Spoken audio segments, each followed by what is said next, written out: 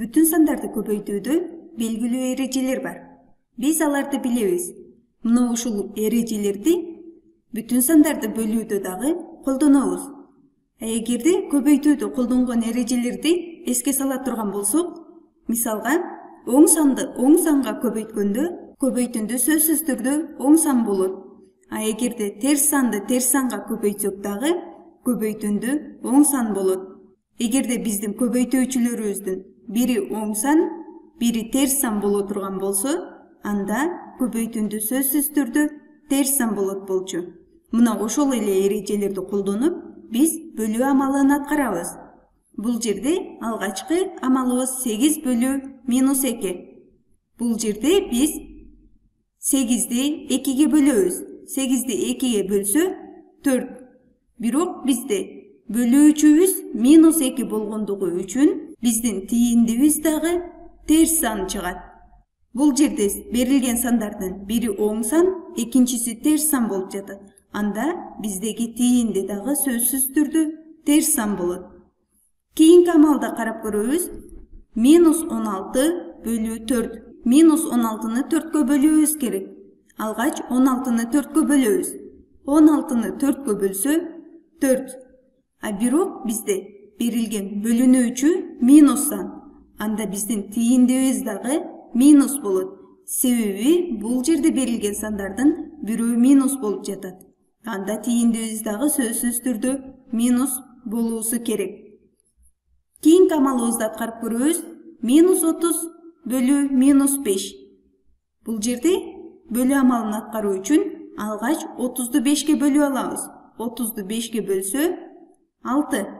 Бирок бул жерде минус 30-ду минус 5-ке бөлүүбүз керек болчу. Минусту минуска бөлсөк, ал плюска өзгөрүп кетет. Жана оң сан болуп калат. Тийинди оң санга барабар. Кийинки амалды дагы аткарып көрөбүз. 18 бөлүү 2. Бул жерде берилген сандар оң сандар, же болбосо натуралдык сандар. 18-ди 2-ге бөлсө 9. Анда эмесе кийинки амалыбызды дагы аткарып көрөлү. Бул жерде минус 7 көбөйтүү 3 бөлүү минус 1 амалы берилген. Анда алгач биз көбөйтүү амалын аткарып алабыз. Бул жерде көбөйтүүчүлөрүбүздүн бири терс сан.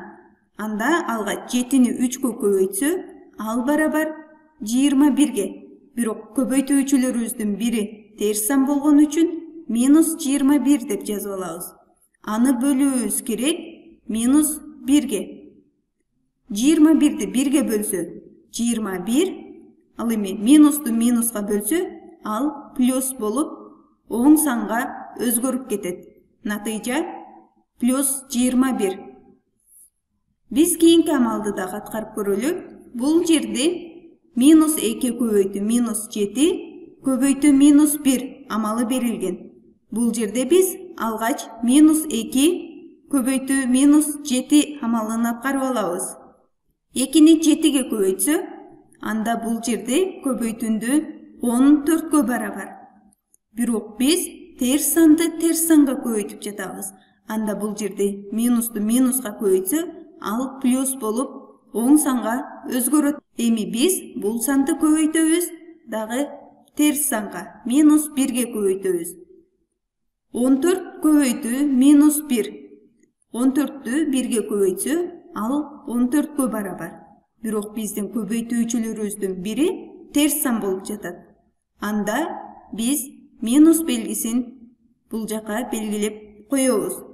Натыйжа минус 14-кө барабар. Эгерде эрежени дагы бир жолу кайталап жаза турган болсок, анда терс санды терс санга бөлсө, натыйжа оң сан болот. Ал эми терс санды оң санга бөлсө, анда натыйжа терс сан болот. Оң санды терс санга бөлсөк, натыйжа тийинди сөзсүз түрдө терс сан болот болчу. Бул жерде дагы көрүп турганыбыздай, оң санды терс санга бөлгөнүбүздө тийинди терс сан болду.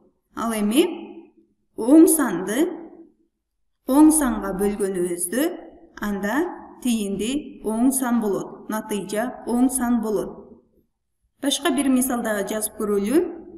Эгерде биз нөлдү башка бир санга, минус санга бөлө турган болсок, анда тиинди канча болмок? Биз нөл санын кандайдыр бир санга бөлгөнүбүздө, анын тииндиси сөзсүз түрдө нөл болот. Себеби биз жок нерсени бир санга бөлүп жатабыз. Анда анын натыйжасы нөлгө барабар. А эгерде биз минус 5ти нөлгө бөлсөк, ал канчага барабар? Биз кандайдыр бир санды терс санга бөлө албайбыз.